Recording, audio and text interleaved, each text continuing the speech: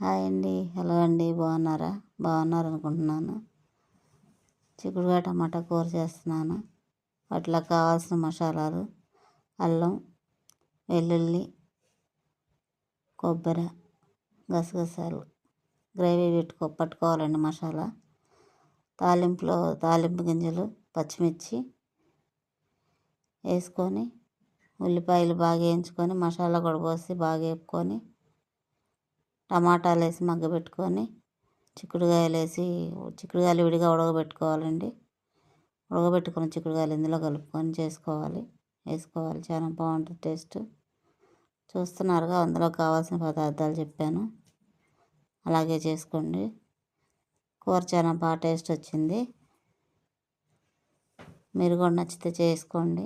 నచ్చితే ఒక లైక్ చేయండి, షేర్ చేయండి, సబ్స్క్రైబ్ చేసుకోండి. మా ఛానల్ చాలామంది చూస్తున్నారు కానీ సబ్స్క్రైబ్ చేసుకోవట్లేదు, లైక్లు కూడా కొట్టట్లేదు.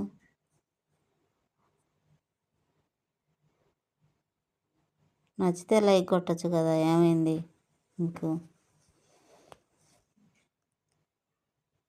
నచ్చట్లేదా మా కూరలో? బాగా అవట్లేదా? అలాగే మా కార్తీకయ్య కారపొడిలో ఆర్డర్ పెట్టుకోండి. అదిగోండి, అది కూర కారం.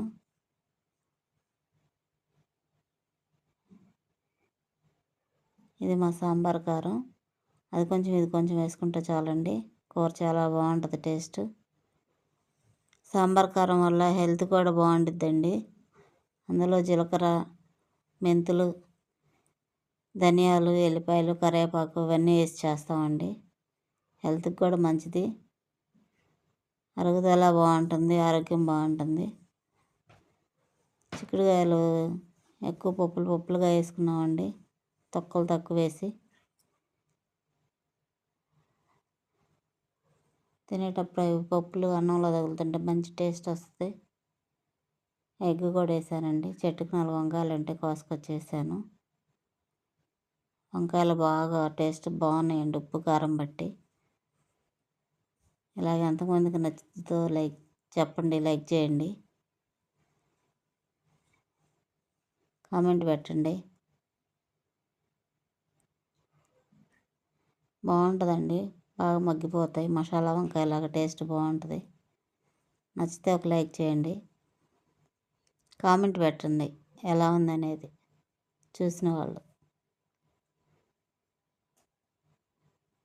టేస్ట్ చాలా బాగా వచ్చిందండి.